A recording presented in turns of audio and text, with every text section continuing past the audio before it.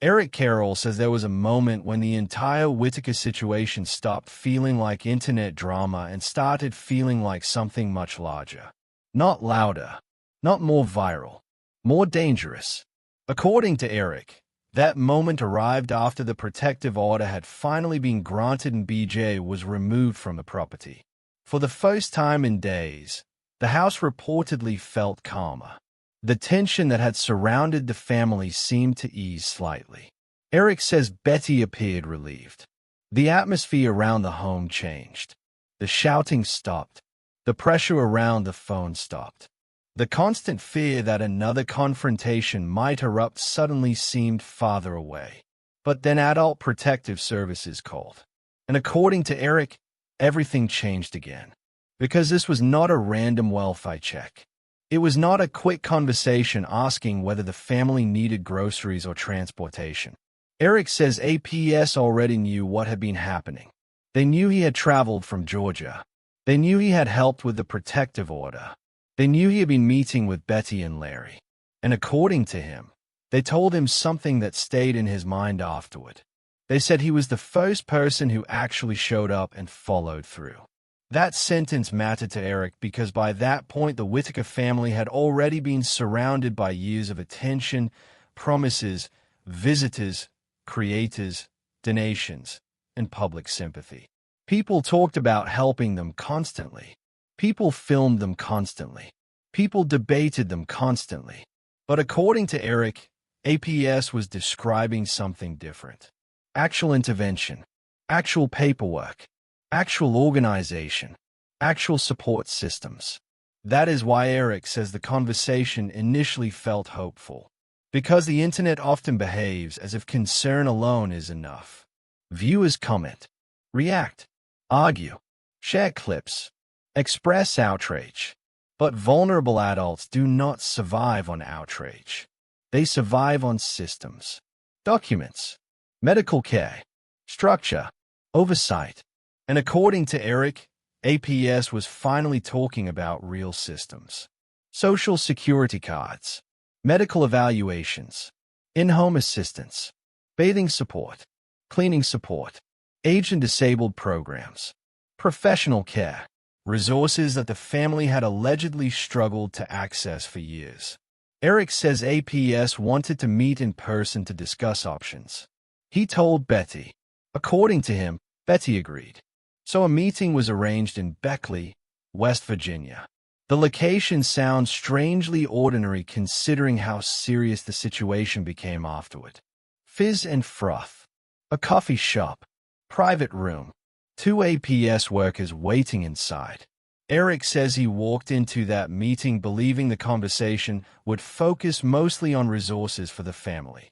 Maybe temporary support. Maybe assistance coordinating care.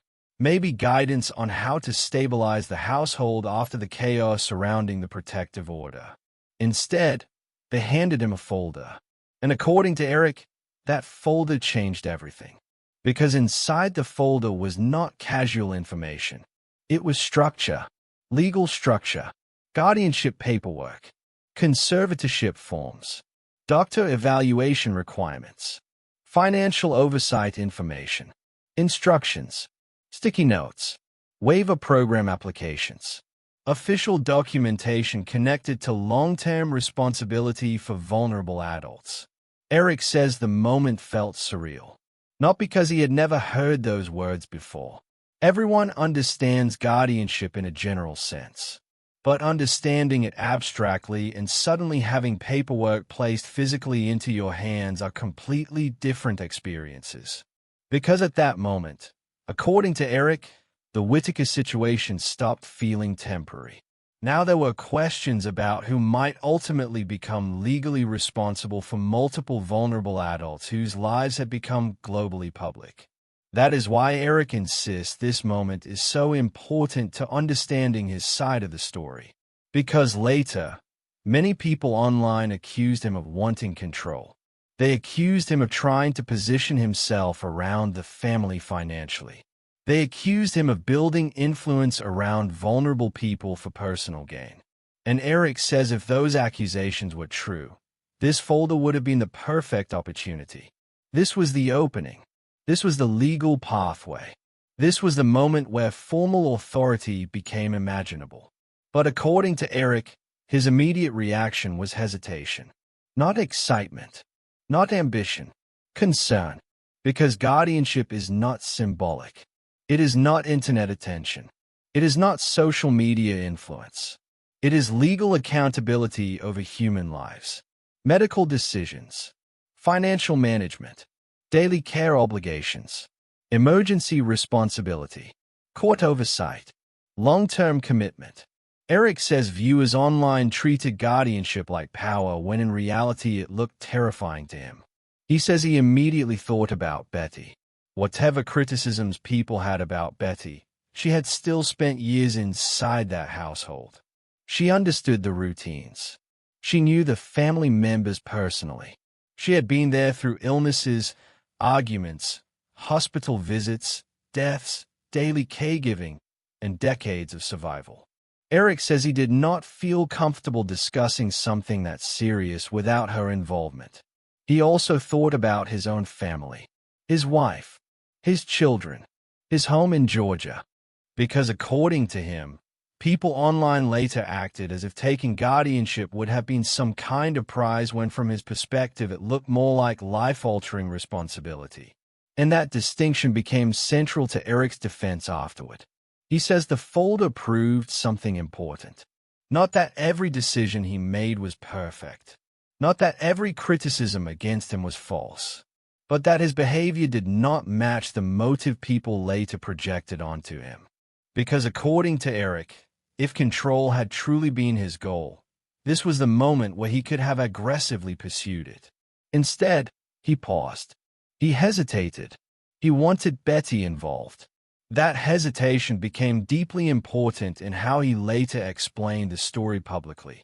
But according to Eric, the folder was only the beginning. Because during these conversations, he says he discovered something else that disturbed him even more. APS had allegedly already been involved before he fully understood what was happening. That detail changed the timeline completely. According to Eric, weeks earlier Patrick had texted him saying APS had come to the property. At that time, Eric says he barely understood what Adult Protective Services even was. He knew about Child Protective Services from advocacy work, but APS was unfamiliar territory for him. So when Patrick mentioned APS showing up, Eric immediately began asking questions. Why were they there? Who contacted them? What concerns had been reported? How serious was the situation? And according to Eric, Patrick allegedly told him he had sent them away and that the matter was closed. That explanation bothered Eric immediately, because in his experience, protective agencies usually do not simply disappear because someone tells them to leave, especially not in situations involving vulnerable adults. That was the first major red flag Eric says he noticed. And from that point forward, his understanding of the entire Whittaker situation started shifting. Until then, he says he believed the biggest threat surrounding the family was outside attention, public exploitation, online cruelty, internet chaos. Now he began wondering whether critical information inside the situation itself was being hidden from him. That suspicion only deepened when other details started surfacing. Questions about donations. Questions about private communication. Questions about who actually knew what was happening financially around the family. And according to Eric, this is where the story began becoming far darker than viewers understood. Because while the public focused on visible drama online, Eric says quieter systems were operating underneath everything. Private groups, private donations, private access, private conversations. And according to him, not everyone involved was being honest about what was happening. One revelation especially disturbed him.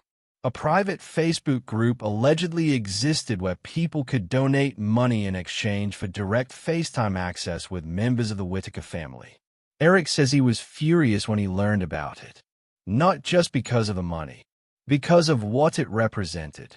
The commercialization of access to vulnerable adults. To Eric, The Whittakers were becoming something dangerously close to a product. People paying for private interaction, paying for personal contact, paying for emotional proximity to vulnerable people whose ability to fully understand the situation remained questionable. And according to Eric, the most frightening part was that his own name had become publicly connected to everything surrounding the family, which meant if money moved improperly, if access was being sold, if promises were being made privately, people could eventually associate those actions with him whether he knew about them or not. Then another discovery intensified his concern even further. A woman connected to his local community reached out regarding a donation. She trusted Eric because she knew his family background and his father's ministry work. Because she saw him publicly associated with the Whittakers, she assumed the donation process was legitimate and organized. She asked him whether she had sent money to the correct place. Eric requested a screenshot, and according to him, when he saw it, he realized something disturbing. Money had allegedly been moving through systems he had repeatedly been told were inactive. That realization changed everything again. Because Eric says from the beginning he had been asking questions about donations and financial support. Was money coming in? Who was handling it? How much had the family actually received? What systems existed for accountability? And according to him, he kept hearing versions of the same answer. Nothing significant was happening. But now there was evidence suggesting otherwise. And in Eric's telling, this became the moment where he stopped seeing confusion as accidental. Now he believed important information was being withheld. The APS folder suddenly connected to a much larger picture. Prior APS involvement, alleged private access, donation concerns, unclear financial systems, competing narratives, vulnerable adults surrounded by people claiming to help. And according to Eric, that is when he realized the real danger surrounding the Whittakers might not be the one the public was focused on at all. Comment below whether you think the real Whittaker story was ever truly visible to the public, or whether most viewers only saw fragments while the most important details stayed hidden behind the scenes. According to Eric Carroll, the moment he started asking harder questions was the moment the entire atmosphere around the Whittaker situation began changing. Not publicly at first. Quietly, subtly. Conversations became shorter. Answers became less direct. Certain details stopped lining up. And Eric says the deeper he looked, the more he began realizing how fragmented the entire situation actually was behind the scenes. Because by this point, there was no single organized structure around the Whittaker family anymore. There were creators, supporters, donors, critics, neighbors, family members, viewers, law enforcement, APS, people trying to help, people allegedly trying to profit, and vulnerable adults sitting at the center of all of it while millions of strangers watch from the outside. That is why Eric says one of the biggest misconceptions online is the idea that there was ever one clear chain of responsibility. According to him, there was not, and that absence of structure became dangerous. Because once money enters emotionally charged situations involving vulnerable people, accountability becomes blurred very quickly. Who controls donations? Who decides how resources are spent? Who speaks for the family? Who verifies promises? Who protects benefits? Who prevents exploitation? Who determines what counts as help versus access? According to Eric, nobody had clearly answered those questions before public attention exploded around the Whittakers.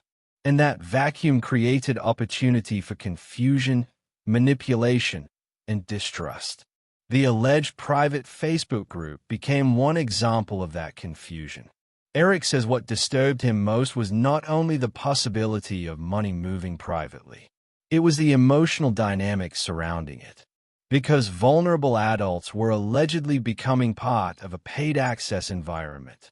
People donating for FaceTime conversations. People emotionally investing themselves into the family. People building parasocial relationships with highly vulnerable individuals they had never met in person. To Eric, this crossed an important line. The Whittakers were no longer simply being filmed publicly. Now, according to him, there were allegations of private, monetized interaction tied to their vulnerability itself. That distinction mattered deeply to him, because Eric repeatedly insists he believed the family deserved dignity first. Not spectacle, not emotional tourism, not internet possession. Dignity. And according to him, this is where the public narrative surrounding his role became painfully distorted. Because while viewers accused him of seeking control, he says he was actually becoming increasingly alarmed by how little control existed around the family at all. That is a very different argument. Eric is not saying chaos did not exist. He is saying the chaos was larger than people realized and often centered in places audiences could not see directly. Private conversations, private donations, private arrangements, private conflicts. And according to Eric, once he started challenging certain inconsistencies, relationships around him began changing rapidly. One of the most revealing parts of Eric's explanation is how often he describes feeling confused rather than confident. That matters because internet audiences usually expect clear certainty from public figures. Heroes know exactly what they are doing. Villains know exactly what they are hiding.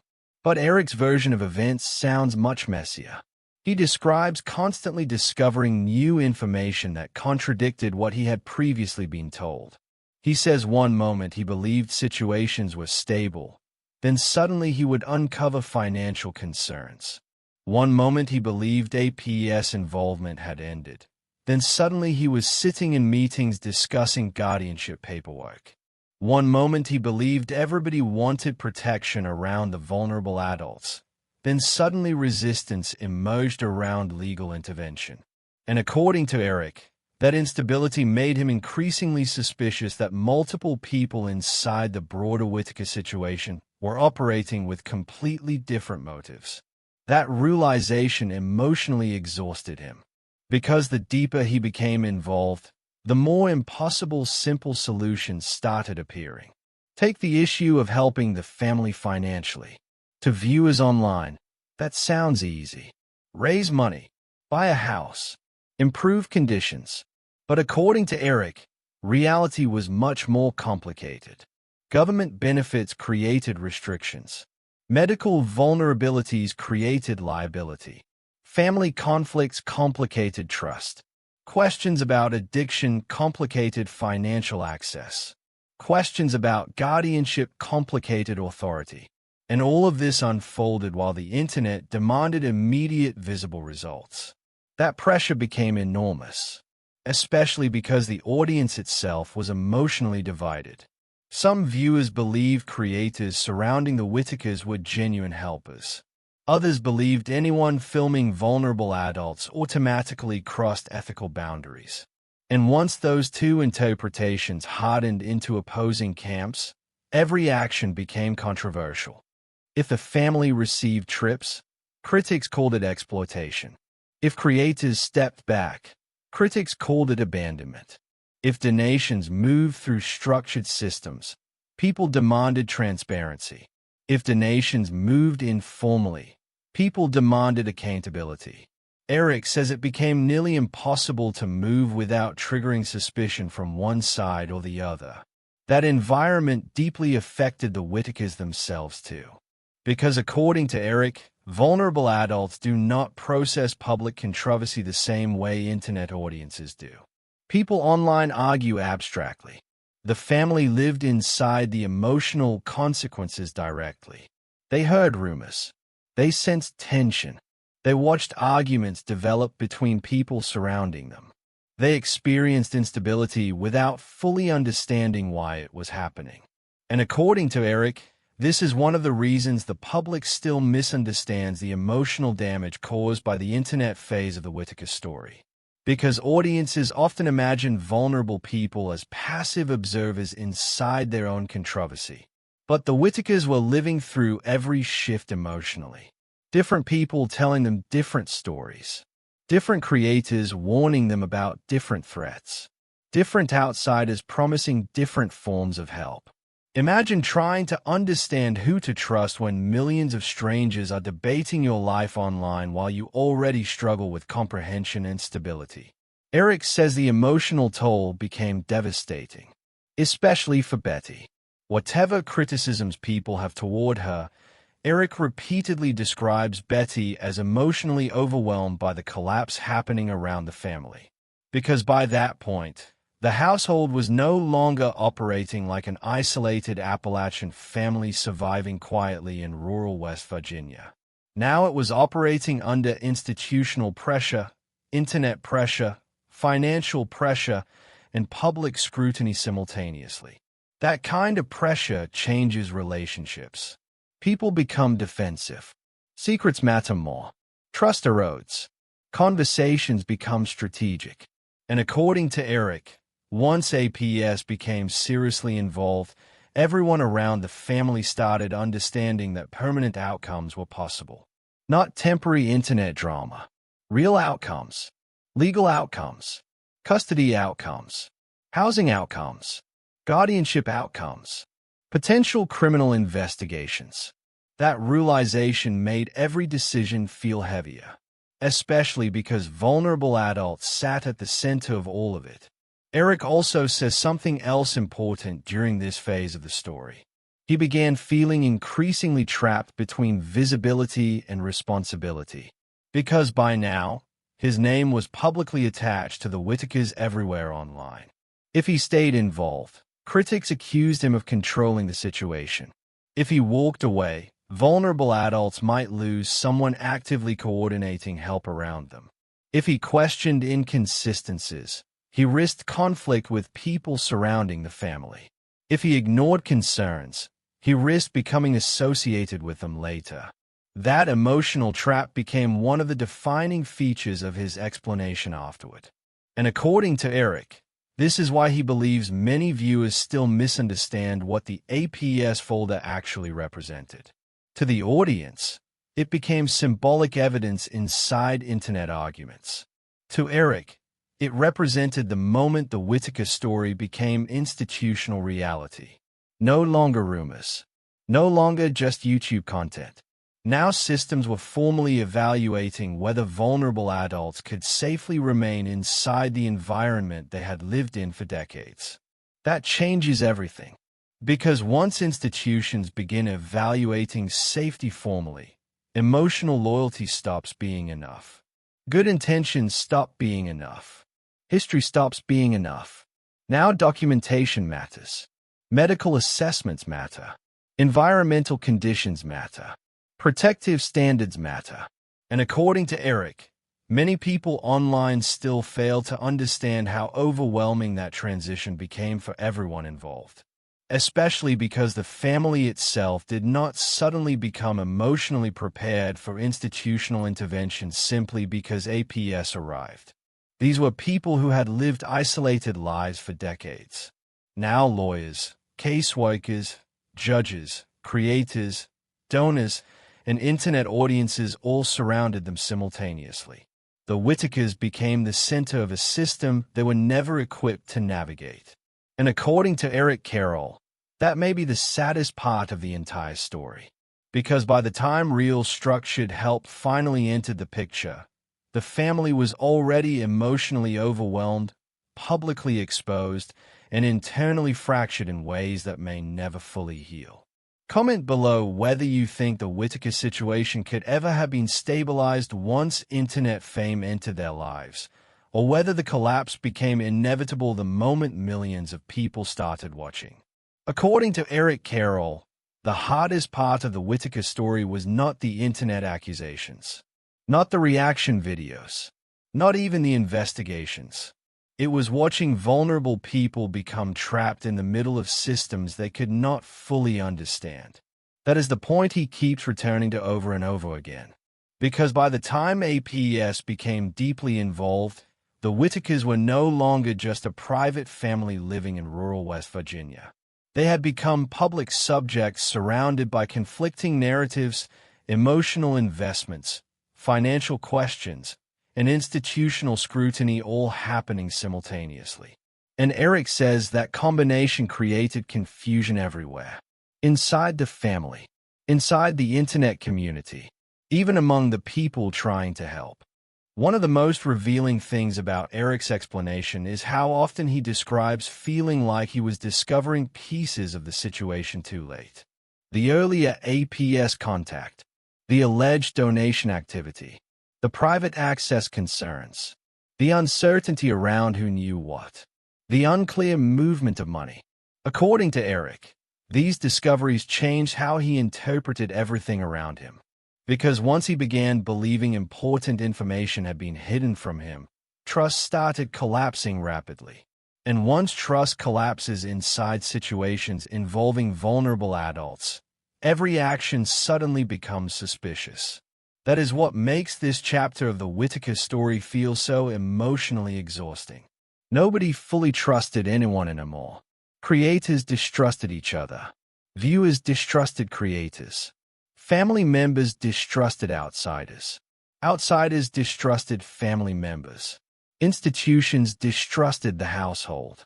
And vulnerable adults sat in the middle of all of it while millions of strangers debated what should happen to them. Eric says this is why people asking simplistic questions often miss the real issue entirely. The public wanted one clear villain, one person responsible, one explanation that could organize the chaos neatly. But according to Eric, the Whittaker story had already grown far beyond that. Because once APS entered the situation formally, larger questions emerged. Who actually had authority around the family? Who was legally responsible for protecting them? Who controlled access? Who understood the financial systems? Who was accountable for donations? Who was coordinating medical support? Who was ensuring vulnerable adults were safe when cameras disappeared? Those questions became bigger than internet personalities. And according to Eric, that is exactly why the APS documents mattered so much. Not because paperwork alone changes lives, but because the documents revealed that official systems now believe the Whittaker situation required structured intervention. That changes the meaning of everything that came before it. The audience often talks about the Whittakers as if their story began with viral videos. Eric argues the opposite. He believes the viral phase exposed problems that had existed quietly for years. Poverty, isolation, medical vulnerability, lack of support, informal caregiving structures stretched beyond their limits. And once internet attention exploded around the family, those existing vulnerabilities collided with money, public attention, and outside influence all at once. According to Eric, the result was instability nobody fully controlled anymore. That instability is why he says the public may have focused on the wrong question entirely. People kept asking, who was exploiting the family? But Eric suggests a different question mattered more. Who was actually protecting them? Because visibility is not protection. Attention is not protection. Sympathy is not protection. Even money alone is not protection without structure around it. And according to Eric, by the time the systems finally started forming around the family, the emotional damage had already spread everywhere. Relationships fractured. Public trust collapsed. Institutions entered the story. Investigations began. And eventually the family itself became separated. That is the outcome hanging over everything now. Not internet drama. Human separation. Timmy separated from familiar routines. Lorraine separated from daily family life. Ray removed from the only environment he had fully known. Betty left grieving. Larry isolated. And millions of viewers still arguing online about who deserves blame. Eric says this is why he finally chose to speak publicly again. Because according to him, silence allowed the internet to simplify a situation that was never simple. He says viewers saw fragments and turned those fragments into certainty.